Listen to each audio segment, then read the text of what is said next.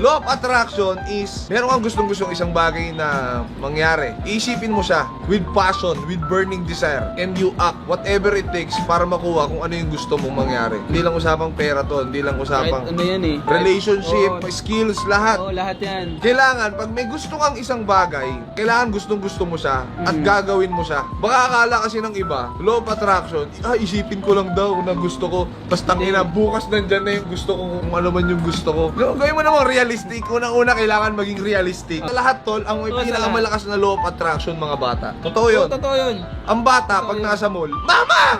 Gusto ko na Spider-Man! Sisigaw niya sa buong mall. Puta, mahihiya yung nanay. Anak, wag kang maingay. O, ayan na. Boom! Ganun lang. Ganun siya nag-work. Isigaw mo lang sa buong mundo. Kailangan mo siyang hindi mo lang siya isipin. Sabihin mo siya sa bibig mo. You must act on it. Kailangan lumalabas siya sa bibig mo na gusto ko nito, gusto ko niyan, gusto kong mangyari to, gusto ko mangyari yan. And then, kailangan, whatever